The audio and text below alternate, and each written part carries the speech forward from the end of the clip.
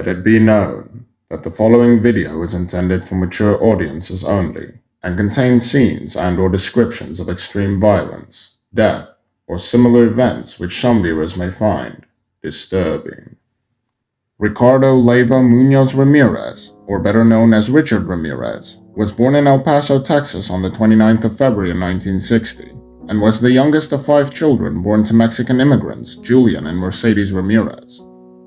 His father, Julian, a former Ciudad Juarez policeman who later became a laborer, was an alcoholic who was prone to fits of anger that often resulted in physical abuse towards his wife and children. Richard began smoking marijuana and drinking alcohol at the age of 10, and according to reports, when he was 12 years old, a cousin, Miguel Ramirez, who was a Vietnam War veteran, showed him pictures of Vietnamese women he had allegedly raped, tortured, and killed. Miguel taught his younger cousin some of his military skills, such as killing with stealth and effectively staying hidden in the dark. The following year, on the 4th of May 1973, Richard was witness to his cousin's fatal shooting of his wife. Around this time, he had begun breaking into homes, and in an attempt to escape his father's violent temper, began sleeping in a local cemetery. He also cultivated a strong interest in Satanism and the occult. After dropping out of high school, he moved to Los Angeles. At the age of 22, he had begun frequently using cocaine. Richard would often commit burglaries to support his drug addiction, many of which were later frequently accompanied by murders, attempted murders, rapes, attempted rapes, and assaults. In 1984, at the age of 24, Richard had committed his first murder, raping and stabbing a 79-year-old widow. On June the 28th, 1984, Jack Wincow visited his mother's apartment in Los Angeles. He noticed the window screen was missing, the front door was unlocked, and his mother's belongings were scattered around the home. He then found his 79-year-old mother's body. Jenny Wincow's throat had been slashed, and she had been stabbed repeatedly. He ran to the building manager to call the police. Richard was also implicated in the April 1984 murder of a 9-year-old girl after his DNA was determined to have been at the crime scene. However, Richard was not charged with the crime. Nearly 8 months passed after Jenny Wincow's murder before Richard would claim another victim. Most of the deaths occurred in the Los Angeles area and took place during home invasions. Richard's victims, some of whom survived, were often sexually assaulted and beaten, and satanic symbols were found at many of the crime scenes. Before his 26th birthday, he would kill at least 13 more people and commit at least 11 more sexual assaults in a wave of seemingly random attacks that terrified residents of Southern California in the summer of 1985. By March of 1985, Richard had escalated his violence. Within a 10-day period, there had been 5 more attacks, with just 1 victim left alive. Maria Hernandez of Rosemead was able to escape. The 3rd and 4th murders took place at the Whittier home of Vincent and Maxine Cesara. This is where police found their first clue to the identity of the Night Stalker, a shoe print from a men's Avia sneaker. Richard used a wide variety of weapons and different murder methods, including handguns, different types of knives, a machete, a tire iron, and a claw hammer. He punched, pistol whipped, and strangled many of his victims, both with his hands and in one instance a ligature.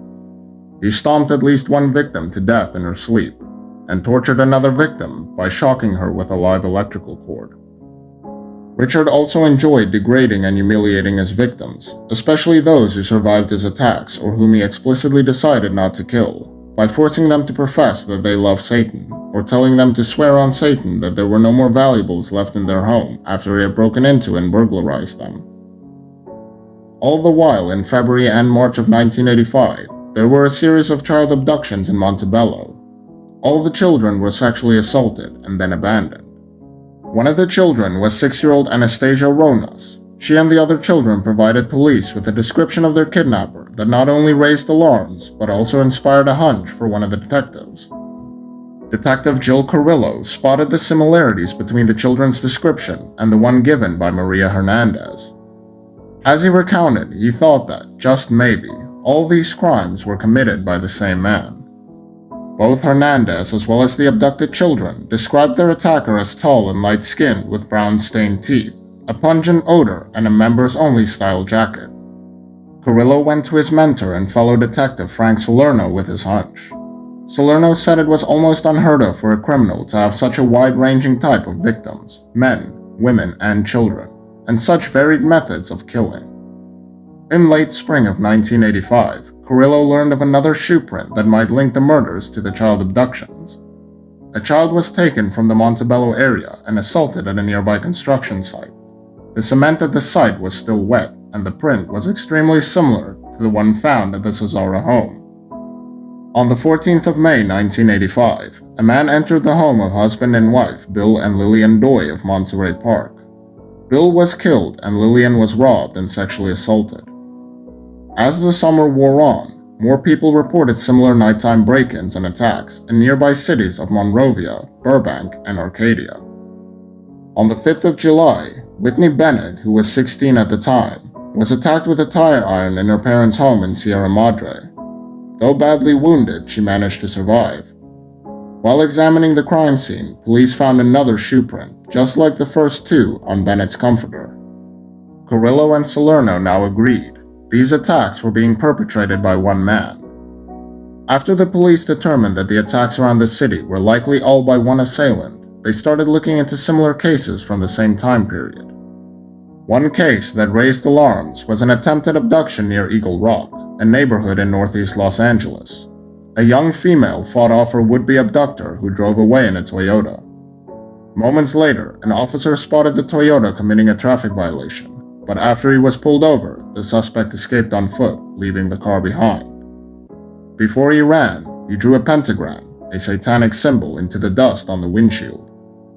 Carrillo and Salerno tracked the stolen Toyota to a nearby impound lot, but they couldn't access the vehicle for weeks.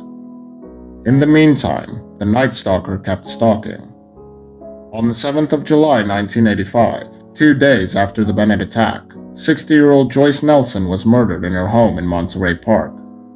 Police found Via sneaker footprints on the side of Nelson's head and on the concrete outside of her home.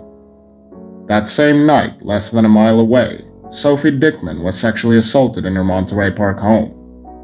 Dickman later stated that Ramirez told her not to look at him during the attack. By this time, the media was starting to suspect what the police already knew. There was a serial killer and rapist on the loose. The media coverage of the case had citizens scared that just about anyone could fall victim to this unknown prowler.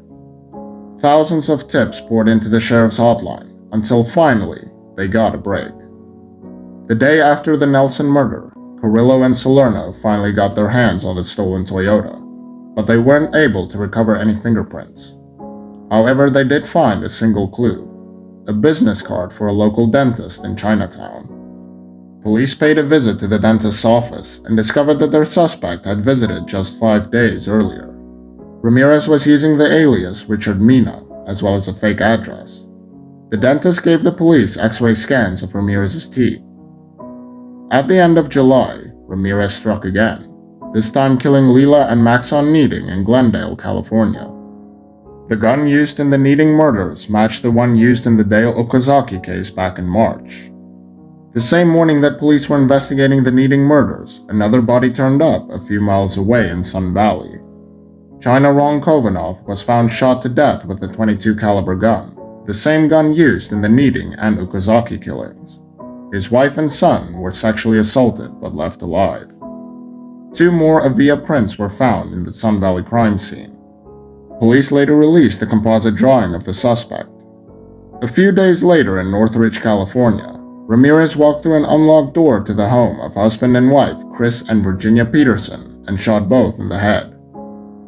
Luckily, neither bullet hit any vital organs. Virginia Peterson screamed, and Chris reportedly got out of bed and chased Ramirez out of their house.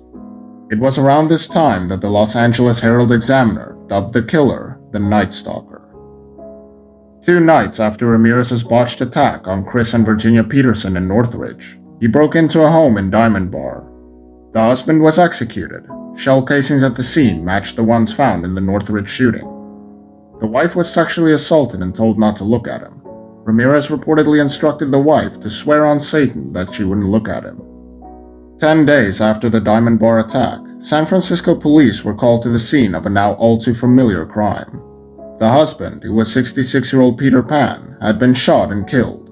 His wife, Barbara Pan, was raped and shot but survived the attack. A satanic symbol was carved into the wall. Glendale police asked for ballistics information on the shell casings at the scene, and as it turned out, the bullets matched the ones found at the Northridge and Diamond Bar attacks. Then Mayor of San Francisco, Dianne Feinstein, gave a press conference shortly after the Pan murders. She publicly revealed for the first time that police had tied the cases together with shell casings and the Avia shoe print. 2 more botched attacks happened in Orange County in late August of 1985. Then, a young man named James Ramirez came forward with some information. He'd seen a suspicious car in his Mission Viejo neighborhood. Ramirez recalled the make and model of the car and part of the license plate. He reported seeing an orange Toyota station wagon with a license plate that included the numbers 8 and 2. Shortly afterward, Ramirez's car sighting was shared with the local news media. Then, another man came forward. He told investigators that a friend recently had an orange Toyota station wagon stolen in Chinatown. The plates matched. Police quickly located the vehicle, a 1976 orange Toyota station wagon, in a parking lot in downtown Los Angeles. The Orange County Crime Lab processed the car and hit the jackpot that the police had been waiting for these many months: a fingerprint. Back then, California's fingerprint system was not yet automated. Police needed a suspect to compare the prints from the stolen car. So police continued following other leads to track down the man known as the Night Stalker. Los Angeles detectives followed a tip from a local woman whose father believed that he had befriended the killer. He told police about a man from El Paso, Texas, who went by the name Rick, a man who openly bragged about still confidential information about the Night Stalker murders. Meanwhile, San Francisco police were also chasing down a lead surrounding a Rick from El Paso. That trail of clues, involving a stolen bracelet, led them to a man named Armando Rodriguez, a friend to Ramirez. Rodriguez would be the one to tell the police that the Night Stalker's name was Richard Ramirez. Police finally had a name. There were 8 people named Richard Ramirez with fingerprints in the police's records, and one of them was a perfect match. Ramirez had been previously booked for grand theft auto and some petty theft. Police took his 1984 booking photo to the informant in San Francisco, and he identified the man as Richard Ramirez, the Night Stalker. Police released the name and photo to the media, and by the next morning, Richard Ramirez was all over the TV news. That same morning, Ramirez walked into a liquor store in downtown Los Angeles and saw his face on the front page of the newspaper. He abandoned his daily alcohol fix and ran away. As soon as Ramirez started running, people recognized him from the newspaper. He sprinted across the freeway into Boyle Heights, where he unsuccessfully tried to steal someone's car. A few blocks away, he tried to carjack Angelina de la Torre. Her husband, Manuel de la Torre, ran out of the house and hit Ramirez over the head with a metal pole. Hearing the commotion, neighbors came outside and surrounded Ramirez. According to local police who first responded to reports of a fight in the area, the crowd was waving and pointing at newspapers, saying that the man that they were detaining was the Night Stalker. Shortly after Ramirez was apprehended, he proclaimed to the police, "It's me." Anastasia Ronas, who survived an abduction at the age of 6, was brought in by the police in August of 1985 to see if she, together with other survivors, would be able to pick Ramirez out of a lineup. Ramirez wore the number 2 on his chest. After the lineup of men read statements attributed to the Night Stalker aloud, Carrillo asked the witnesses if they had any questions. Young Anastasia raised her hand and asked, quote, "Do I write the word 2 or the number 2? In July of 1988, Richard Ramirez made his first court appearance. He pleaded not guilty to all of the charges against him. But before he left the courtroom, Ramirez raised his hand to show a drawing of a pentagram on his palm. "Hail Satan," he said as he exited the room.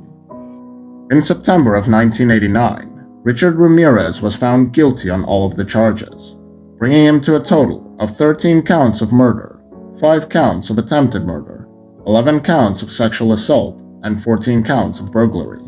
He was ultimately sentenced to 19 death penalties. In 1996, Richard Ramirez married a longtime fan, Doreen Luoy, at San Quentin Prison in California.